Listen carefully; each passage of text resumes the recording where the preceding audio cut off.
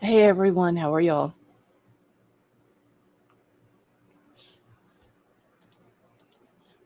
Okay, y'all don't forget to put y'all's chats on live chat, and we're just waiting for them to pull the cameras up so we can get this hearing started.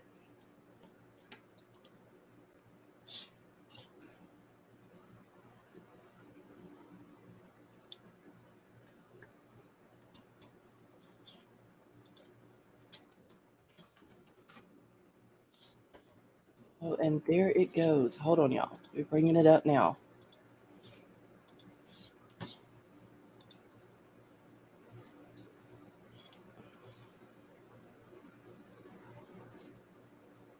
All right, and y'all, whenever this gets started, uh, and I've got the volume all the way up, y'all let me know if y'all can hear it or not.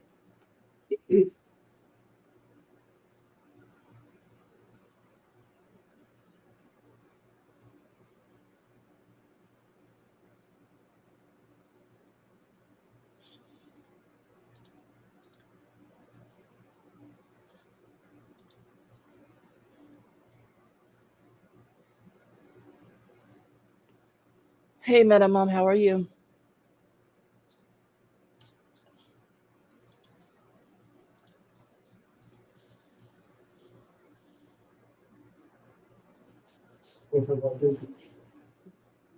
Okay, could y'all hear him talking? Okay. All right. Sorry for the delay. We are now on the record. This is State versus Bryan Kohberger, CR 29222805. Mr. Kohberger is here in the courtroom. He is represented by Ms. Taylor and Ms. Nassif. Mr. Logston is participating through Zoom. The state is represented by Bill Thompson, Ashley Jennings, Jeff Nye, and Ingrid Beatty. The proceedings, I think they are live streaming through the court's YouTube channel. So please do not attempt to record, film, or transmit during the proceedings. Thank you for that. All right, so we have some motions to address today. And I thought we should first go with the defendant's motion to allow experts and investigators access to view IgG information. If that makes sense, I think also the motion to clarify sealed order for disclosure of IgG and merges into that. So go ahead, Ms. Taylor. Thank you. You're reading the state's response. I think the state has no objection to the three named experts having access to the sealed IgG materials or the materials subject to protective order. So I think what we're really talking about is our investigative team for Bryan's case to have access to the IgG materials. And the state has objected to that. They've objected in part because they are not named in our motion. So I want to address that first. Your Honor, they are not named, and I can name them, that's not a problem. But the reason I didn't is based on consistency. These same investigators have had access to the grand jury materials to assist us in the case. They've had access to other things subject to protective order, and they're not named in those. They have access, there's three items subject to other protective order, and that's medical information from hospitals, that's University of Idaho records, and most recently, police procedures. They haven't been required to be named in orders in any of those. And so for consistency, I did the same thing. But we can name them if that is a sticking point. I would note that the members of the FBI that did the analysis are not named in the materials either. Your Honor, the reason why our investigators are important to have access to the IgG materials is because of the kind of case this is and the kind of investigation that we're required to launch in the case. We have to have investigators on a death penalty case, and we have them. These materials or these items in the IgG binder Those are things that we may end up filing motions in court. In order to prepare for those, we rely on our investigators to help us with side tasks, with big tasks, with all of the tasks. We would need to utilize our experts. If our investigators can't have access to the materials, they'll have to be shut out of those meetings with those experts, and they'll have to be shut out of court proceedings that we might launch related to those materials.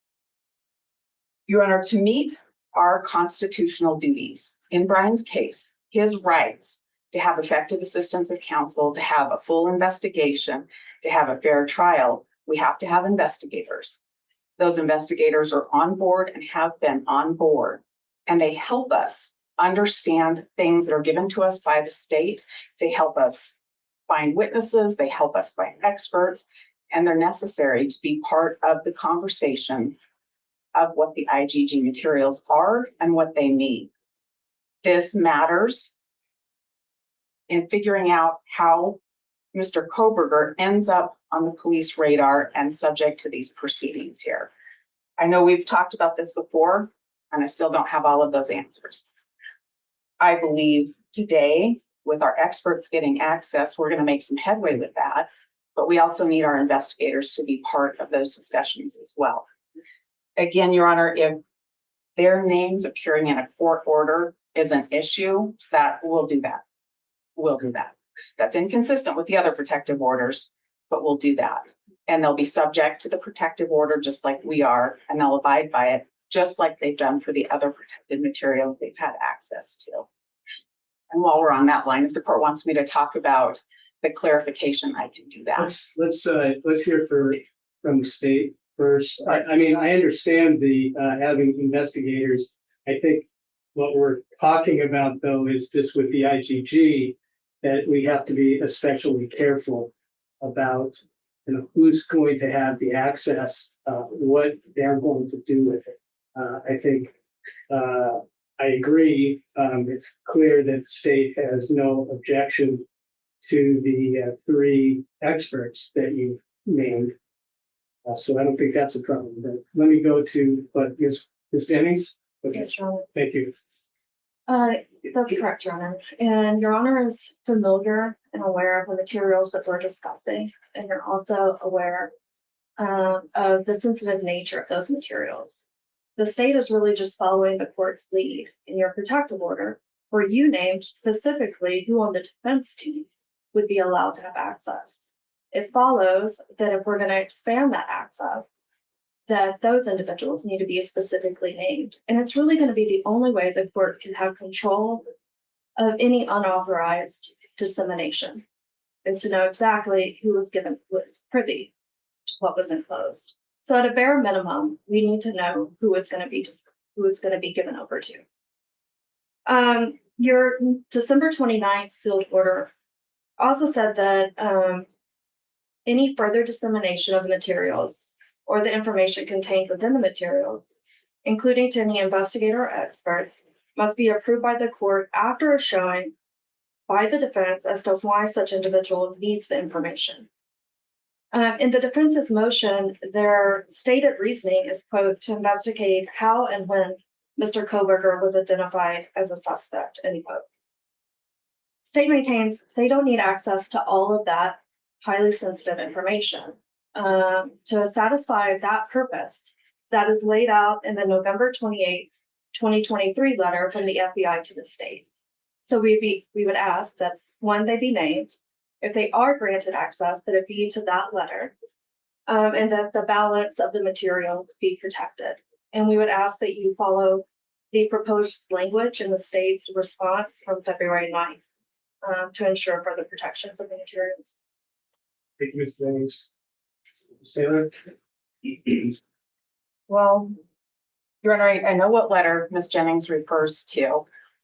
And I think our experts should have access to the actual materials. That letter is a summary. It's a police summary. Our duty is to investigate police work. We do that in every case. And with our heightened duties in a death penalty case, our investigators should have access to the entire record. Our investigators understand what a protective order is. and they'll abide by that protective order. Again, if you want them named in any order allowing them access, that's fine. That's just fine with me. It's most important that they have access to all of the materials. The summary contained in the FBI's letter isn't the totality of the materials. It doesn't show some of the particulars about things that were happening on certain dates. And that's what's important to put into a timeline so that we can try to understand how the state did its work in this case. Well, one of the issues with this IGP is relevance at all. And so the way I'm viewing it is maybe it needs to go on steps, maybe where it's justified with the relevance or the potential of relevance for some of that information, because from the very beginning, the state's position has been it has no bearing on the case. It will not have any bearing on trial. But I allowed the access to what I thought was potentially relevant, and to allow your experts, now allowing your experts to view that information. So let me just kind of move into the other clarification, because I also understand particularly relevance of mitigation. Okay, what your investigators need to cover. They likely have to have contact with Mr. Kohberger's family, and that we're not, I don't think we're talking about that kind of investigation. I mean, that is your responsibility. It's also your responsibility to dig in wherever you have to. I mean, I think you're required to do that. So my balancing responsibility is to keep it in control to some degree. So I guess what I'm asking is that I have some justification for making contact with certain families that may have no bearing whatsoever on the case, unless it's in mitigation or something like that. Now, the DNA issues, maybe especially in the IgG, it has to have some relevance if there's some context, okay, that connects to the case itself. That's how I'm looking at it. I might be wrong, but so you can respond. Okay. All right, we're talking about a couple of different things here. With our request for clarification, I was talking specifically about people that are already known to our team that we may be in contact with, friends, direct family, parents, sisters, aunts and uncles. And Those can I interrupt you just for 1 Sure. second? That has no relevance to the IgG information that you were given. those are people we already knew before. Okay. So I want clarification that I can continue to talk to the Kohberger family. Yes. I want to make sure I'm not running afoul of court order. think and that's I wanna absolutely be- appropriate. I want to be really clear who I'm asking for to have access to the IGGs. It's not our mitigation investigator. That our mitigation investigator, I think the court heard me talk about going 3 generations back to do her work. That's required under the ADN.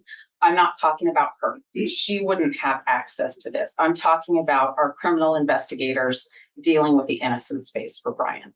Those are the people that I think should have access to the same materials under the same protective order. They're not doing the generations back. None of the IGG materials would be used for that part of the mitigation work. She's doing her own thing, our mitigation investigator, looking backwards as she's supposed to at the things she needs to. That's not the IGG materials. So putting aside that investigator and thinking of only our criminal investigators that are going to be dealing with our innocence phase of the case. Those are the investigators that I'd like to have access. They're the investigators that participate in the meeting with our experts. They're the investigators that help us put the timeline together to understand different things that were happening in the case before Bryan's name was ever spoken by anybody. And we're missing that big piece about why was Bryan's name spoken and how does that connect to the other pieces that we have. That's what our criminal investigators are going to do.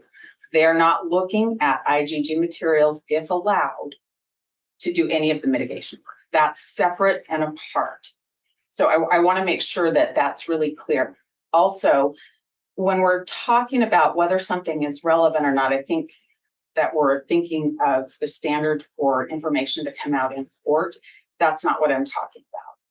The court found that the IGG information was material under the discovery rules to the defense and allowed us to have access to some.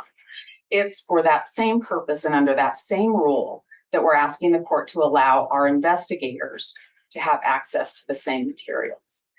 Whether or not any of this is something that comes into the court or into trial, that's a question to be answered later. I can see how, I think, this is why I'm really happy to have our experts involved, but I can see a way that there may be a motion practice that happens that relates to this. I'm not there yet. That's where I'm I'm because if you have these experts, okay, go through this. I've been through all this information, and so if you can go, using your experts, and your experts kind of can tell me and the state that you need to investigate particular people, okay, that were involved in this, then we can have a hearing about it. But I'm not quite ready to be convinced that without getting this information from the experts that we're gonna find some pathway, okay, that's going to be helpful to Mr. Kohberger. if I mean, this is I don't your know. courtroom, so if that's what you want to do, we can. I'm here. We waited a while to come to this hearing. I'm asking for it all with a protective order. If we do it the other way, we can do it. It's just everything takes time. And if that's the preference, that's okay. The court knows and would order us to not reach out to any of the people in this material, and we wouldn't do any of that. If we have a motion to file that references any of the content of the materials, that would be filed under seal. These are sealed items. If there was a hearing, I would guess the court would have a chance to look at the filings before granting me a hearing and hear from the state, and that would be sealed. I'm not asking our investigators have access to run out and start interviewing people. I'm asking they have access to not be shut out of conversations, considering what this means and how our client came to the attention of law enforcement, and to plug things into the timeline of us trying to understand how we got from November 13th to December 29th.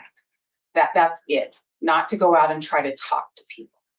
I can just see that there's a potential motion to be filed, but that wouldn't be contacting anybody at all. That would be a motion for the court to That's reassuring. I mean, that's one of the concerns. I mean, pulling a lot of other people into the case that, are completely innocent and don't even have any connection to the situation. So let me go back to Jennings. Do you have any response to any of this? Oh, Your Honor, I'll just reiterate that Ms. Taylor keeps discussing their ability to just understand the timeline. Again, you're very familiar with the materials. Understanding the timeline and how we got from November 13th to December 29th is all laid out in that letter. None of the other materials are going to answer their questions regarding the timeline. So that's that they be given access to that, named investigators to that letter.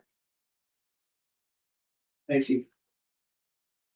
you may remember a few hearings in the past that the state from the very beginning said there was no, that played no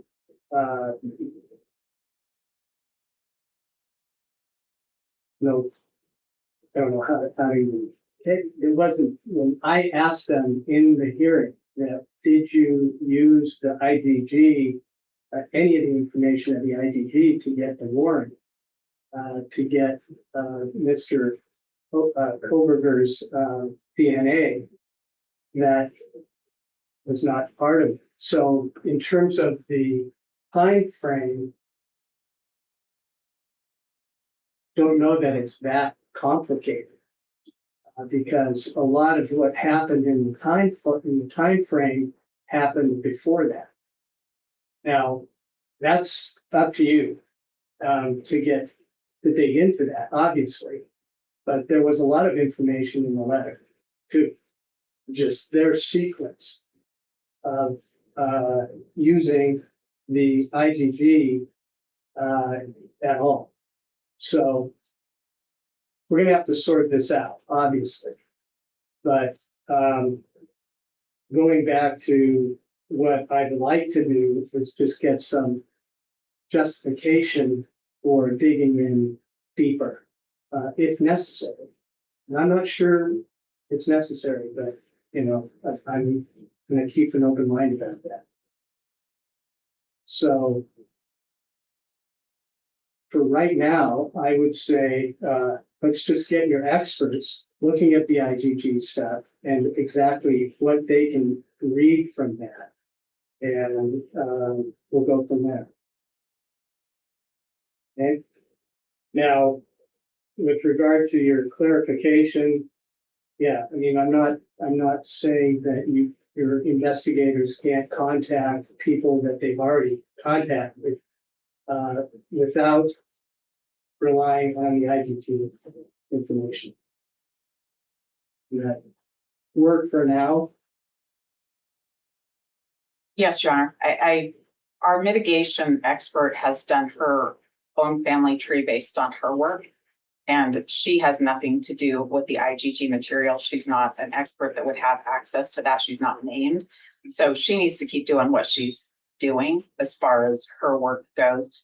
And I think the proper clarification is that the IgG materials will not be used to develop any investigative leads.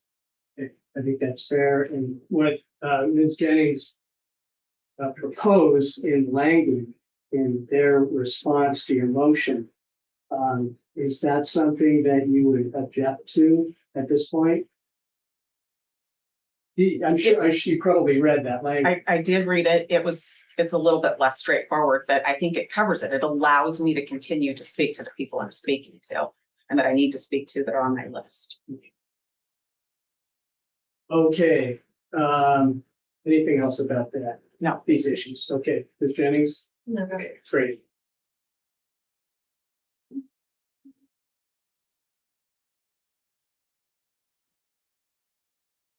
Okay, the next question I had is, I know that Mr. Kohberger filed for permissive appeal to the Supreme Court. And I just wondered what you know about that, because I have heard nothing about that. I know it was filed. I know the state filed their objection, and that's the last that I recall seeing about it. Okay. So at this point, we don't know if the Supreme Court is going to take it. Okay, we don't know. You know anything else, Mr. Thompson? Not other than the state's response was filed by the appellate division of the Attorney General's office. And I think we're just waiting to hear from the Supreme Court at this point. Correct, Your Honor. We're just waiting to hear from the Supreme Court. I can tell you there's no deadline in the rule for them. They didn't include a deadline for themselves. And in my experience, it can take anywhere from a couple weeks to a month or so. So at this point, we're just waiting to hear. So I don't know the answer to this. If it's filed, does that pause what we need to do here, or do we just pause it only when they pick it up? My read of the rules, Your Honor, is the latter, that we continue as we are, unless and until they decide to take it. And then they would decide at that point what exactly is paused and not paused. Okay, thank you. Anything else about that, Ms. Taylor, No, thank you, Chair. Mr. Thompson? No, sir. All right, I think we're now to schedule. Starting with, there was a request on change of venue, maybe late April, you were saying. Yes, Your Honor, either that last week of April, I think it starts the 29th and 30th, or the first or second week of May for the actual hearing is when we'd request. And we would ask that we have until maybe the second week of April to get our initial briefing in, and then the state's response and our reply after that. So what are you thinking would be the hearing? Give me a day or a week. I would say that first full week of May, maybe that's May 5th or May 6th.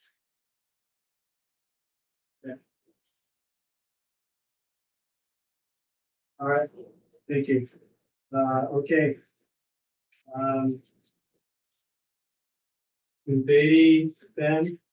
Right? Your Honor, we're asking the court to either deny this motion for change of venue as premature or to set a hearing date closer to the trial date when that trial date gets set. And the reason for that is when courts look to change of venue and whether or not that's appropriate, the courts look to affidavits that have been filed. Importantly, they look to what jurors say, prospective jurors say during the voir dire process. Another thing that courts look to is the amount of media coverage and the proximity of that media coverage and the intensity of that media coverage to the trial. So in this case, I think we don't have sufficient information to even determine whether or not that's appropriate without seeing what prospective jurors actually say.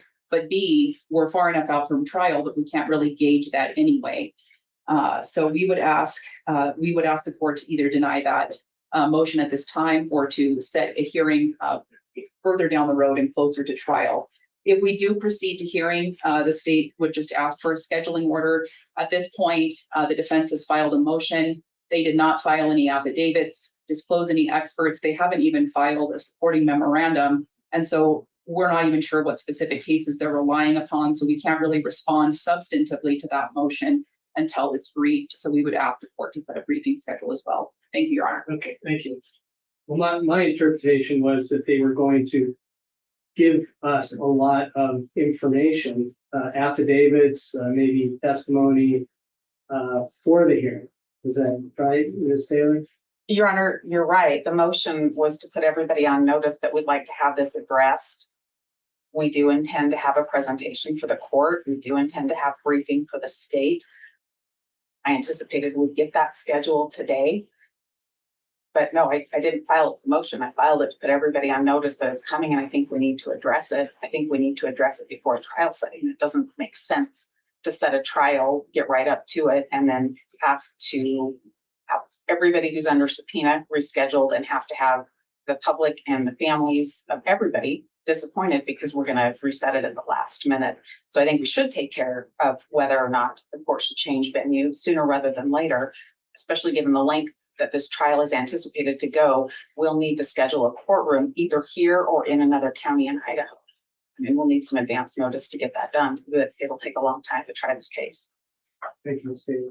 Thank you, Ms. Beatty. And Your Honor, the state is asking for a briefing schedule so that we're not in a situation where the state is learning for the first time during a hearing what experts the defendant might be calling and what their arguments are. We would ask that all of that information be disclosed prior to hearing, including the CVs of any experts that will be testifying.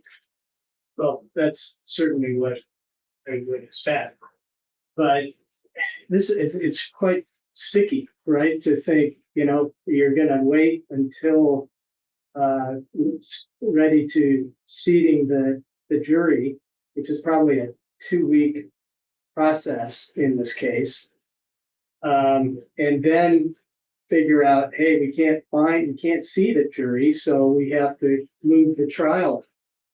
At the same time, how do you really know if there's some prejudice without trying to see the jury? It's really a catch-22. And all of the logistical concerns that Ms. Taylor is describing are totally correct.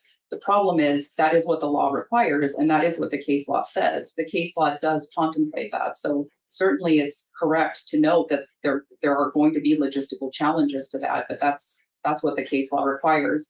But even if the court weren't inclined to wait until we're actually going through the voir dire process, at a minimum, I think it would be appropriate for the court to look to some jury questionnaires and at least go through that process. Okay. This morning I was looking at State versus Haddon, where that was, you're probably very familiar with that, but that's Court of Appeals case, 2012, I believe. And there was a request to change venue well before the trial. The judge denied that, and then it came up again when they were trying to seat the jury, and then the judge denied that at that point. But kind of a double step to figure out if it was necessary. I've been struggling with this, for months, and so it's hard to know. Now, that doesn't mean that one of the parties can't present evidence, and the standard is kind of squishy, in my opinion, but they can provide that kind of information well before the trial. At the same time, I want to make sure that the state has the opportunity to respond to whatever information Mr. Kohberger is going to present. So now I'm scratching my head about, is May, first week of May, does that allow enough time? Does that allow enough time for you, Ms. Taylor? Your Honor, I think it does. I can present the information to the state. I can have my briefing and I can have affidavits and let them know of any witness that I want to call. I can do that probably by the beginning of the second week of April. And that would give them, if we do this in May, that would give them ample time to read it over and respond to what we intend to present. Thank you. Ms. Beatty, what are your thoughts? Your Honor, as far as the duration of time between the briefing and the hearing, the state has no concerns about that. The state would just have concerns about those factors that the courts require us to look to as far as the timing of the hearing compared to the timing of trial. But as far as a briefing scheduled prior to the hearing itself, that timeline makes sense to the state. Well, let's explore that just for a moment. Because I've been thinking about setting a trial, also for months, but I listened very carefully to Ms. Taylor and Mr. Thompson in our last hearing, and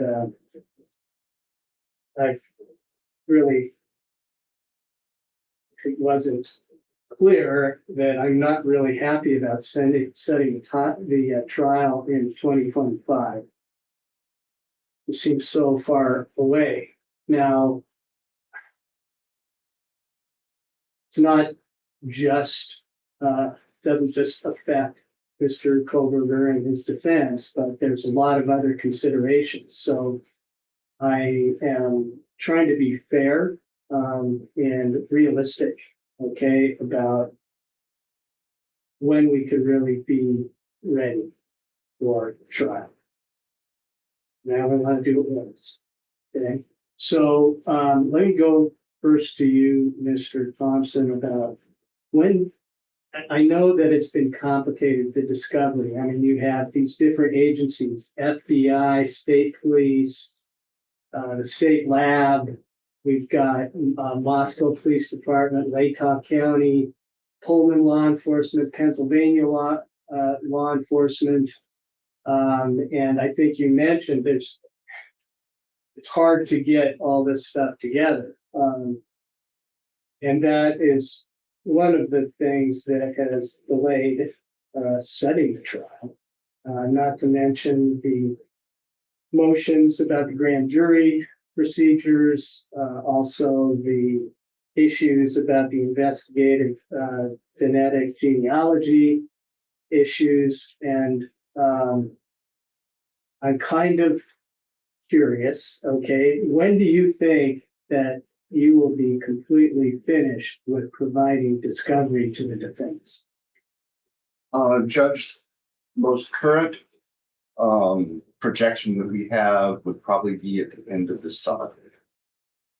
The majority of the discovery has been provided. That's not to say that Mr. Kohberger has been able to, and his defense team been able to digest it all, because it is substantial as an understatement.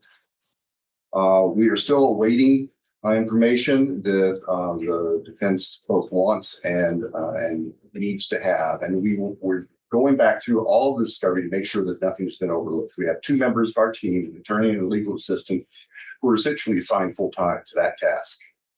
And that's projecting we got from them. It could be up to 6 months, which would put us with initial discovery completion at the end of August, 1st of September of this year. Well, because last time you were talking about August for the trial. Sure enough. And that's what we had hoped for. And when we filed our motion for trial setting scheduler back in December, a couple months ago, we felt that was realistic. And as we are looking at where we are right now, I'm not sure that it is. We know that the defense has already indicated that just on the death penalty alone, they will be filing multiple motions, and of them very lengthy. We've seen the same filings in the Nez Perce County homicide case that recently resolved. Those I could see taking a couple months in and of themselves to address, in addition to motions that actually directly relate to the merits of this trial, discovery, motions of limine, and that sort of thing. Our team met again this morning with our companions from the AG's office here in Moscow, and we actually have a proposal to make to the court for a trial date and a scheduling order, if Your Honor is interested. I'm very interested. I'll tell you before you say anything about that. Yes, sir. I was looking at whether or not it was realistic and fair. Okay, trying to be compromising to some degree. I think it was March 3rd. 2025. Well, Your Honor, it just happens to be in pink highlight on my pad here, March 3rd, 2025 for trial. Okay, I had no idea. I wasn't reading your mind or anything, but I thought that's about the mid, and I remember, Ms. Taylor, that you said that would be the soonest you could be ready. And that was if everything went right from that point. And I remember that. And too. it hasn't. It hasn't. But I'll hear what their proposals are. Okay. Go ahead, Mr. Thompson. Thank you, Judge. So we would propose that the court set March 3rd of 2025 as the start of trial. We would propose a September 6th, 2024 preliminary discovery deadline that would include exhibits known at that time. November 8th, 2024 for the defendant's discovery deadline that would give them a chance to respond to any last minute discovery that comes out from the state. February 7th of 2025 for the state to disclose any basically reply or rebuttal to what we've learned from the defense discovery. That would include rebuttal experts. The defense's deadline would also necessarily have to include their mitigation evidence. We would suggest the court consider a final pretrial conference, kind of the pretrial wrap-up details conference for the week of February 12th to 16th, 2025. Since the death penalty related motions are already known and they aren't dependent on discovery, we would ask that any death penalty related motions defense have be filed by September 6th of this year. That the state have until October 11th to respond. The defense can then reply by October 25th and schedule a hearing during the week of November 4th through the 8th of this year. So we can get that wad of 12, 18, however many of those motions are going to be filed, we can get that handled. We would suggest that the court direct the jury questionnaires, if we can't agree on one, that the record suggestions from the state and the defense be to the court by November 1st of this year. That would give the court the opportunity to finalize a jury questionnaire that the court is comfortable with, and it can be ready at the start of the next calendar year, which is when the next jury pool would be polled or would be drawn. And the court can at that point get questionnaires out to an initial panel and can assess in a timely fashion, are we really going to have venue issues in the early part of next year as we approach March 3rd. We propose the jury instructions exhibit list be exchanged by January 31st of 2025. And finally, as to pretrial motions, which would be case-specific motions in limine and those sorts of things, the deadline for filing, that would be November 22nd of this year, with the understanding that parties could file them early. And the state already has been developing a list of various pretrial motions in limine that we think we'd like the court to consider, and we can file those early. But the deadline would be November 22nd, responses by December 13th, replies by December 20th, and then schedule a hearing on any of those pretrial motions sometime during the week of January 6th through the 10th. And I think You have to write that down. I have it all written down. Sorry. Yes, sir. And we can get it to you in writing. That's not a problem. Okay. Ms. Taylor, so if things aren't going perfectly, of course they never do. They never do, Judge. They never do. And I'll say it again. Death is different. This is a capital case. I've heard the court say the court only wants to do it once. I've heard the court ask, what can I do to speed things up? I need discovery. I need all of the discovery. I need the things that we've asked for. I need to not have to fight in motions to compel for things that was done on behalf of the state by the FBI that ends up being used against Bryan or used in the investigation. I need that stuff. I need, when I ask for something, I need to get it rather than have to go back and ask and ask and ask again. And I'm not saying anything mean about Bill Thompson. I'm just not. I think he tries his very best, but I think he's hampered by the agencies and the information he gets from them. I can give you some examples. We asked for x-rays. We were told they don't exist. They're listed repeatedly in reports. We asked for them again. And I'm not sure if I'm getting them or not. The response is we have thumbnails, but we haven't found the actual x-rays. There's one example. I asked for certain mapping data done by a member of the CAS team. They said, you have it all. I said, no, I don't. I only have November 29th. And they said, oh, well, I guess we just didn't get that. Something didn't copy right. And I'm not saying anything mean about Bill or his office. I'm saying this is really difficult to drag the information out and get it to my experts or to understand it. And to hear that we're going to have a discovery deadline by the end of August is great. I need to have every piece of everything. I then have to have time to double check and make sure I really got it. I need to have time to get it to my experts and for them to have an opportunity to understand how that impacts their opinions, if at all. So I'm prepared for this case. And then we need time to get things to the state and for them to respond to what we send to them too. I know that this court wants to set this trial. These kinds of cases don't happen in a year. They don't happen in 2 years. They take a long time. This case is challenged with the way discovery has come at us. I'll give you another example. I open up, I get them and I list them in my computer by date. At one point, I gave the court a printout of that so the court could see how I'm getting it. And when I look in a folder, it has subfolders. And I might get some reports from Moscow Police Department with an FBI report. And an FBI report might reference an email. It might reference a photograph. It might reference a screenshot of a picture or of a phone that they took when they interviewed somebody. That's not with it. So maybe a few months later, I get some photos that has these screenshots in. And now I have to try to figure out who gave that screenshot, whose phone did that come from, which officer did that interview, and get them matched up and figure out if it's somebody I need to talk to.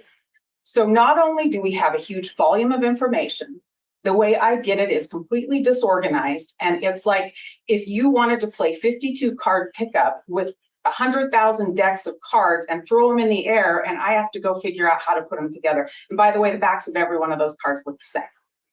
That's what I'm doing. We also have science questions in this case. We have DNA, we have cell phone analysis, we have video analysis. The video analysis that the state really likes in this case, I don't have the full scope of that video with audio that should be available. They're working on it, they really are. I don't think they're not working on it. I'm just saying this is a real thing that takes time. And then you have the public nature of this case, and people don't want to talk to us. They're not wanting to talk to us. So we have to try to get witnesses, people that are listed in the state's discovery, to talk to us. We have our duties that are required with mitigation because there's no break. I don't get to go to trial on the innocence phase. And then if something goes wrong and Bryan's not acquitted, I don't get time to go prepare that mitigation. I have to take another breath and start right there. So I have to have time to do all of that. Our mitigation expert is working as quickly as she can. She is meeting a lot of resistance to collect records and to conduct interviews. We're working through that as best we can. She has travel obligations to try to interview people. These things take time. I want all the discovery by the end of August. I love the discovery deadline by September 6th.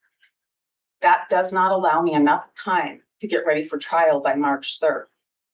That deadline, that cutoff for us to get mitigation materials, that's impossible. That's just impossible. We've got the year pretty well scheduled out with what travel still needs to happen and what records still need to be obtained. So to have that to the state, I think they said by September, October, that's just impossible.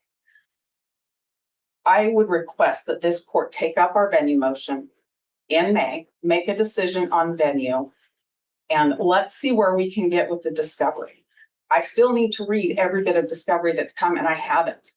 I scan it when I get it, but to go page by page and read it and understand what it means, I'm not through 2023. I have a long ways to go.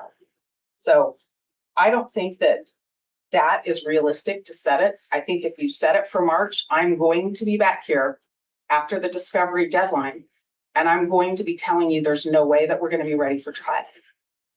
I would rather this court set the change of venue, make that determination. Let's see where we get with the discovery by May. Probably the court would have a decision by the end of May, early June. Let's see where we are with discovery by then and set a realistic day. I hope we can go by summer of 2025.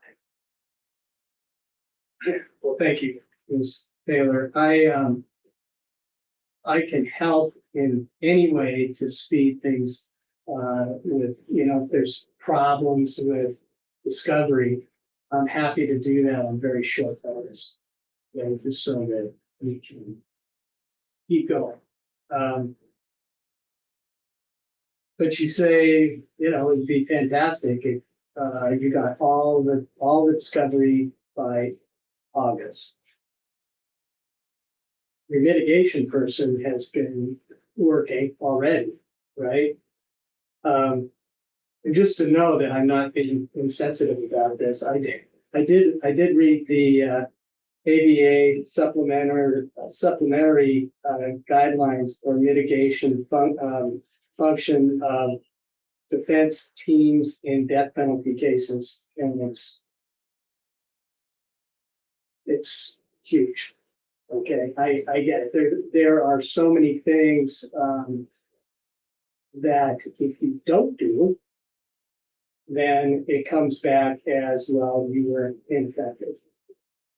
And those standards are high standards for sure. And obviously it takes a lot of time.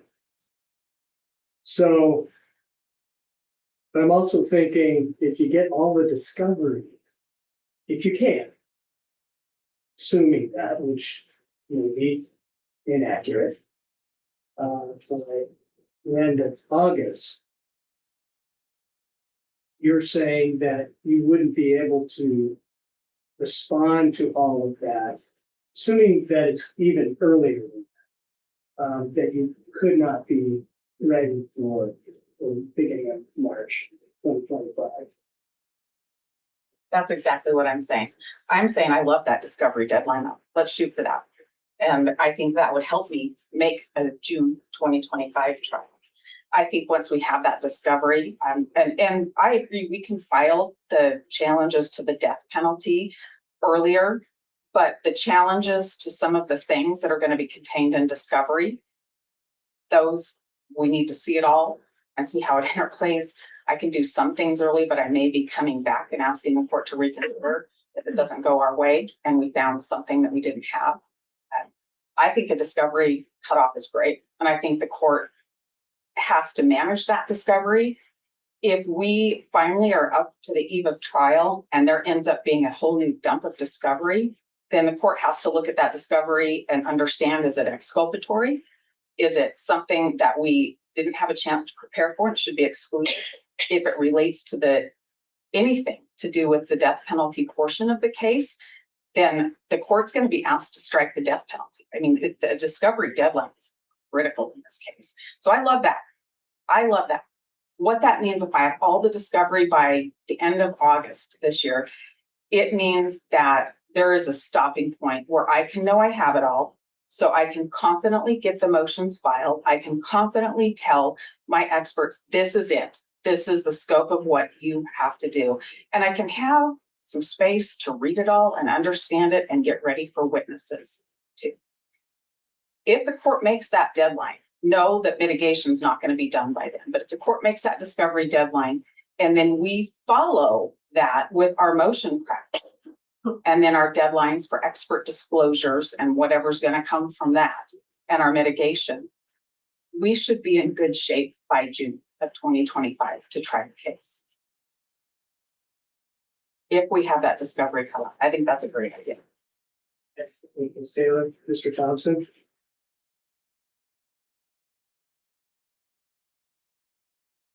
Trying to figure out where to start first. Yes, discovery is fast.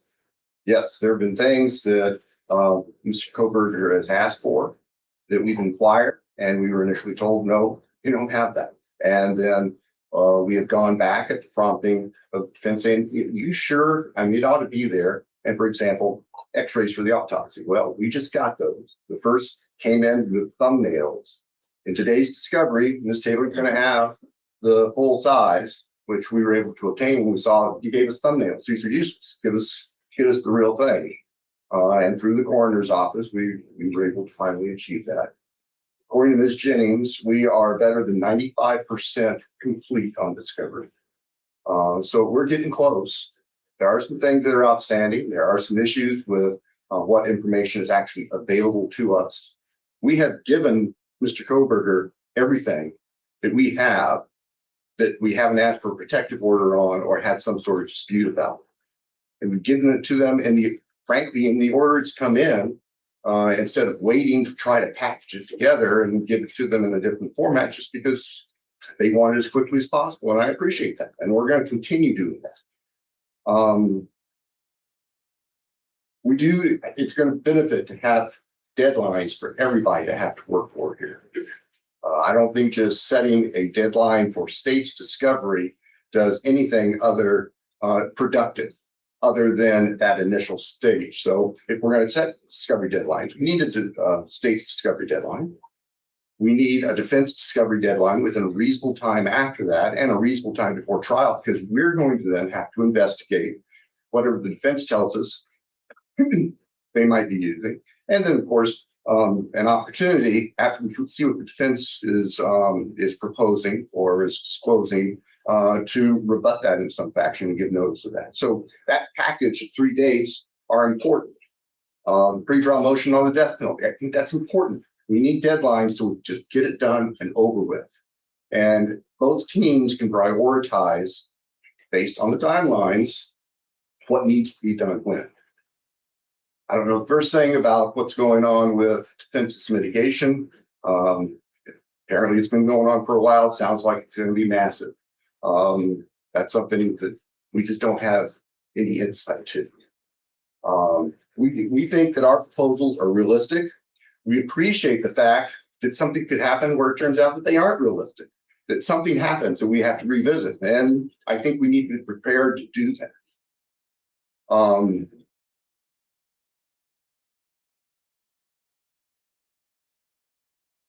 I think the last thing that I want to touch on real quick is the proposal to set a state's discovery deadline and set hearings on the change of venue is inadequate.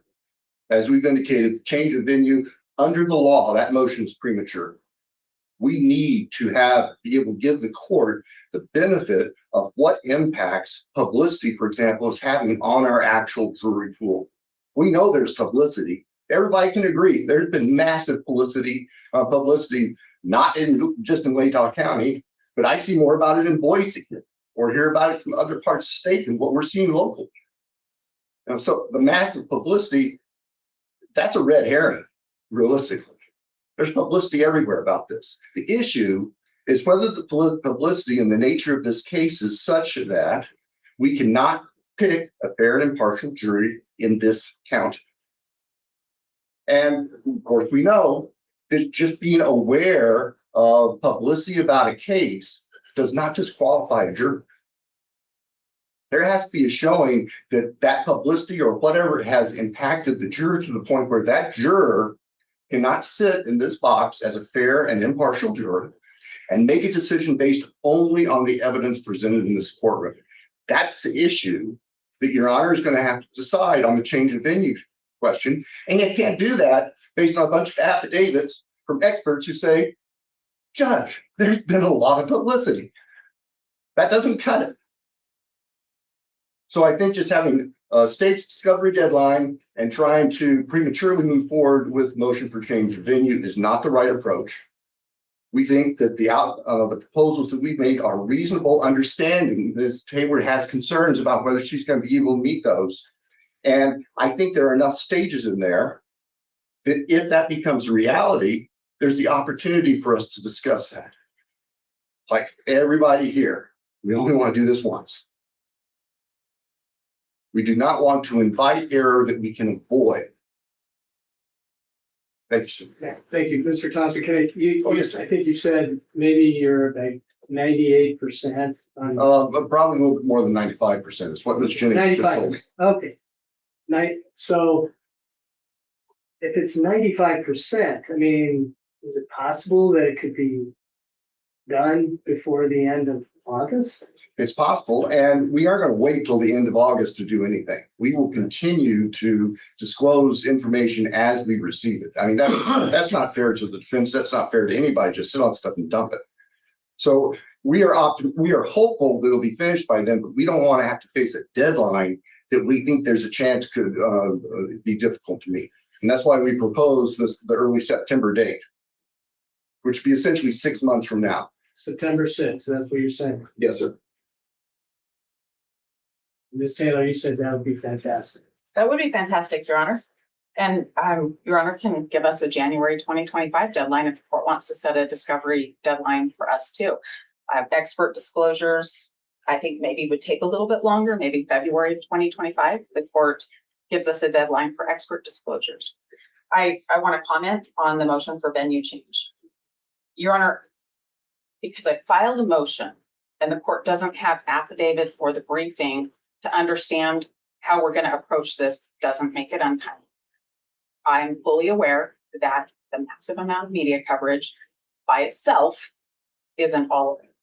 But I'm also aware that this case has had more media coverage than most other cases, and it continues. So there is an impact of that. There are other considerations besides just the massive amount of media and an impact on potential jurors. That's what we're going to talk about. I think it's timely. I think it's appropriate to set a change of venue motion. I think it is what makes the most sense for the court to make that determination and set a trial date from there.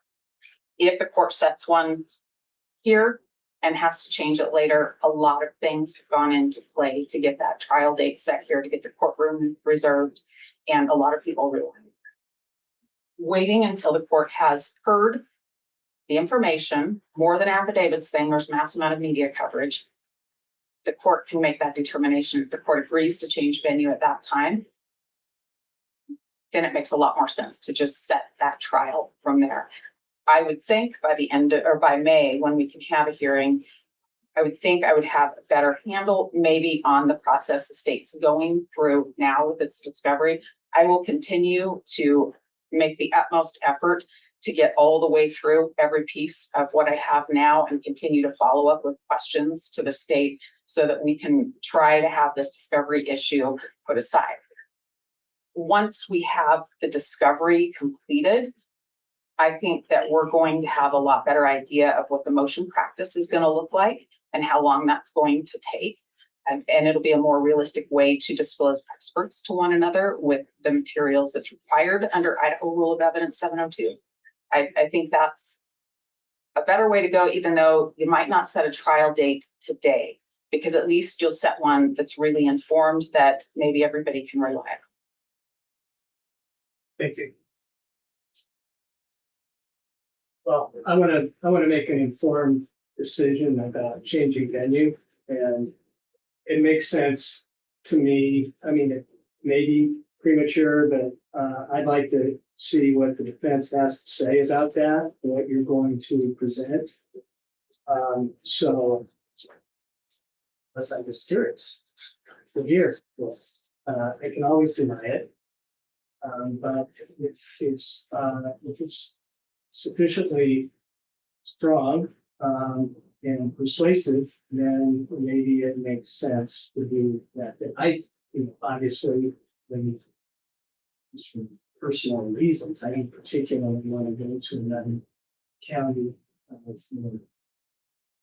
for 12 weeks or 2 weeks. Necessary. I mean, we'll do what we need to do, but I'm not, as I sit here, I'm not persuaded that we necessarily have to change that. I think that's an automatic. And there are a lot of factors, and that's one of the reasons why I was looking at this patent case, which is that's court of appeals, but it goes through all of the other cases that have dealt with this issue. So I'm thinking, you said mid-April that you would be able to file all of your declarations, affidavits, whatever you're going to do. Let the state know that who is going to testify. If you're going to have witnesses to testify, presumably experts. We got a taste of that, sometime at the beginning of one of our hearings. So maybe I'll hear the same witness. I don't know, but so we'll say April 17th. Yes, I can make Okay. it. And maybe we say the state has enough time to have their response by May 1st. What do you think? Okay. I think that's appropriate, Your Honor. Thank you. Because there may be experts on the other side too. So, and I expect the information that you're going to present both sides and with a brief. So obviously.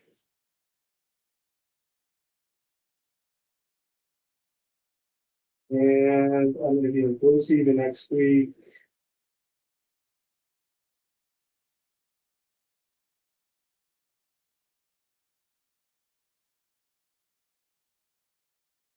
actually have other cases.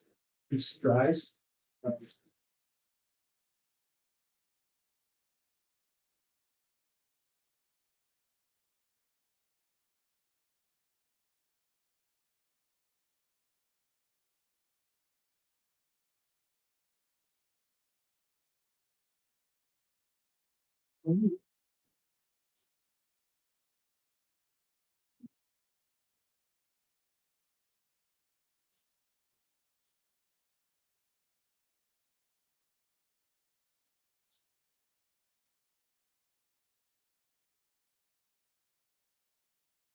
How do you feel about afternoon of May 20th?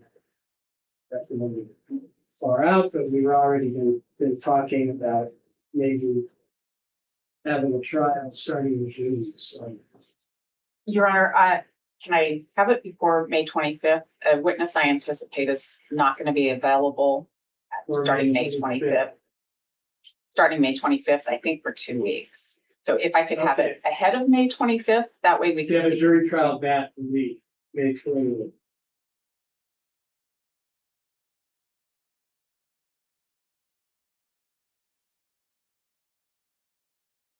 This afternoon of May 14 give you enough time, Ms. Beatty? That was May 14th, Your Honor. May 14, that's Tuesday. Yes, Your Honor. Okay, we'll say, how about 1:30? Sounds great, Your Honor. Okay, 1:30, May 14.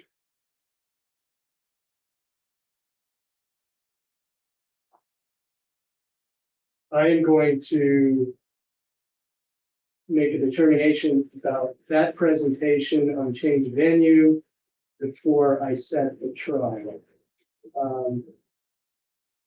It could still be March 3rd, or maybe beginning of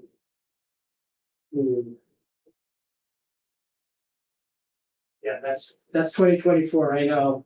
I'm just still thinking of 2024. But it's hard. It is hard for me to think it is so far out. But I'm listening carefully to both sides, and it's a complicated case, and it's a death penalty case, and that adds a lot of, it really does. So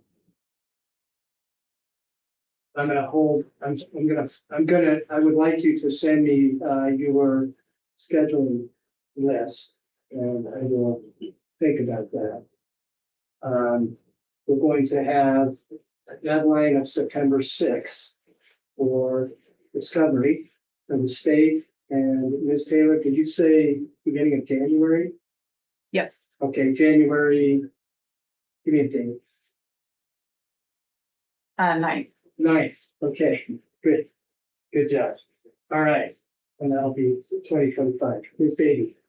Could we address one more deadline briefly? Yes, of course. You all give me deadlines. I'll write them down. Thank you, Your Honor. There's been an ongoing discussion beginning most recently with the state's request for scheduling order, and I believe Ms. Taylor briefly addressed it at the last hearing.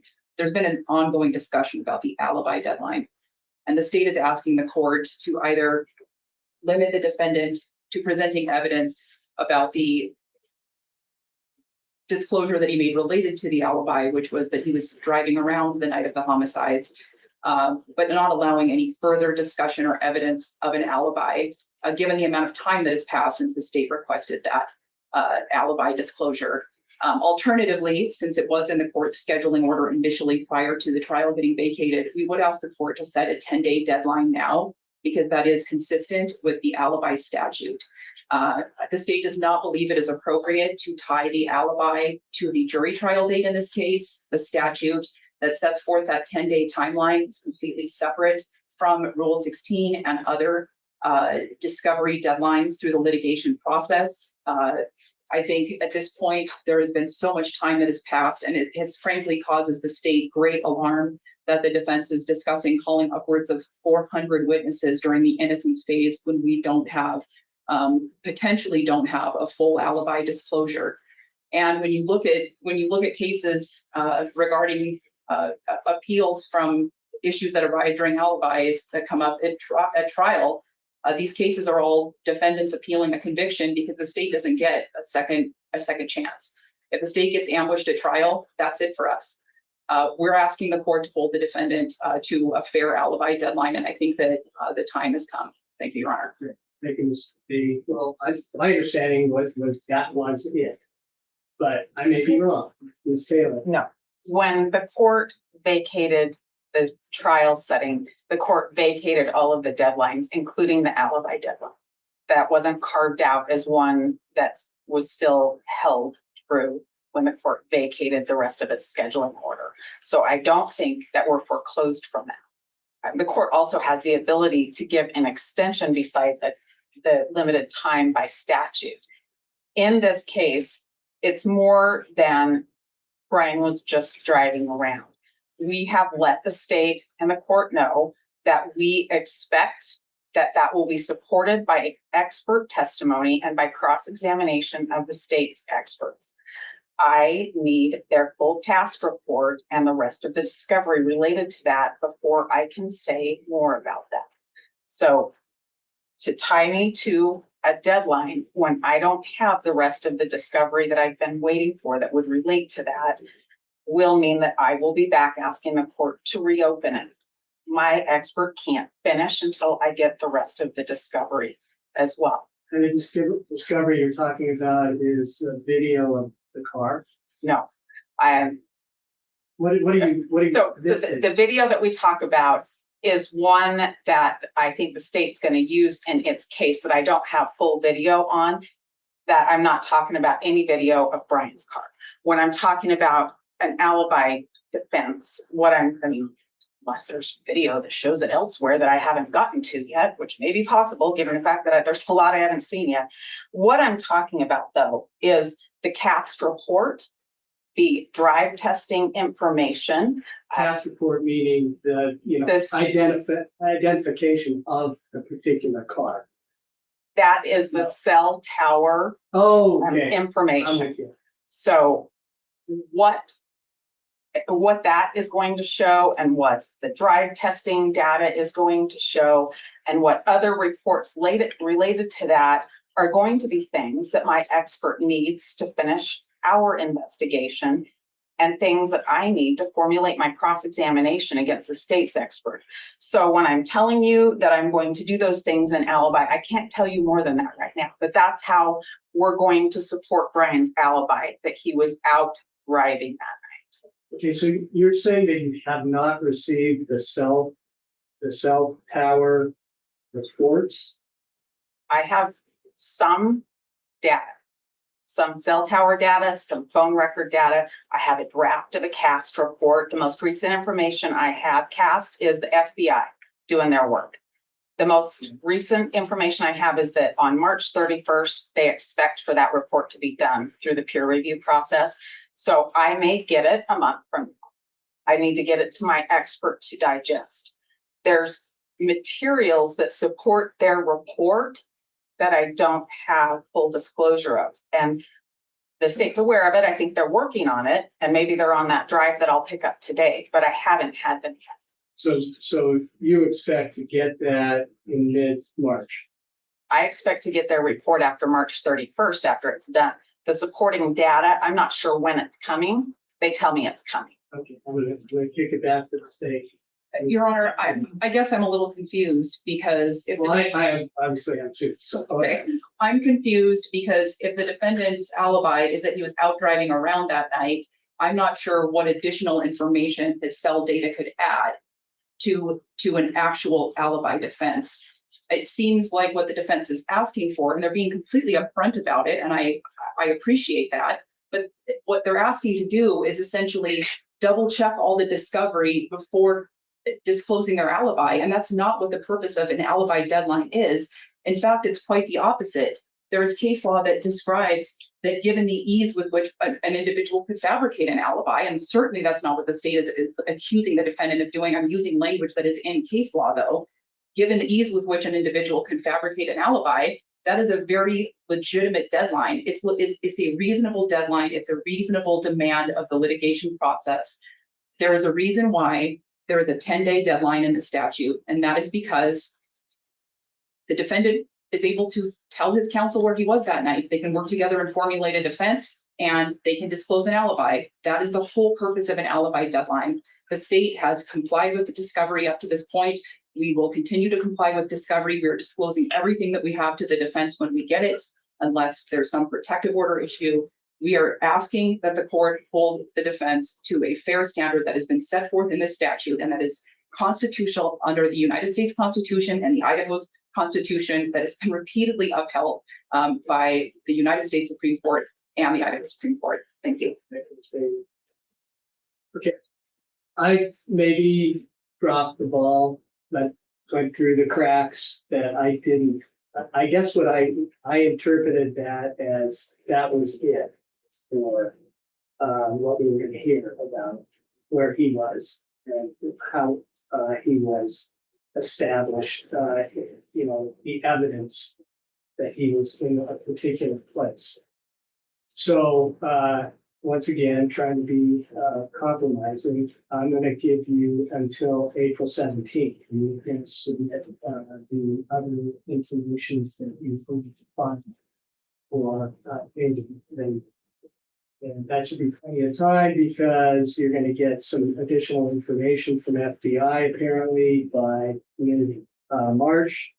And we can talk more about that later at the hearing on the motion for change of order. So that gives you some cushion. I'm not going to set it for 10 more days, but I am setting that. And the reason for that is so we don't have ambush at the trial. I mean, that's why that is established as a law. Okay. Well, I think we've gotten somewhere.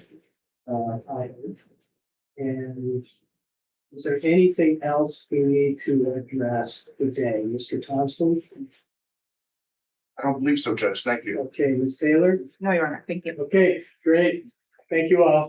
We are adjourned. Okay, y'all. The judge says we got somewhere. I don't think we got anywhere really. And I will have to go back and re-listen to this and get these dates situated that they were throwing out, because I've got 3 pages of dates with nothing to go beside of them other than September the 6th of this year for state for their discovery deadline and January the 9th for the defense deadline. So I'll have to go back and try to re-listen to it all. And hopefully by tonight, when I go live, I will have all of that situated. Hopefully.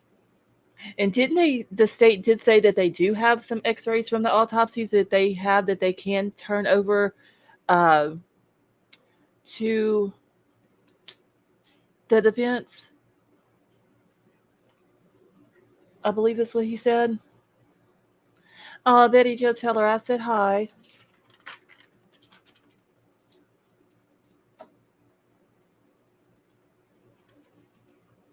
And the judge should have told the state, just like he told the state back in January when they had the last hearing that we all watched. He needs to get on the phone with these people and find out dates of when all of this discovery that is still out there is possibly going to be sent in over to them. So then they can kind of give a date of when it'll be sent over to the defense. And like I put in chat a minute ago, to be completely fair with this trial, the state needs everything, but so does the defense.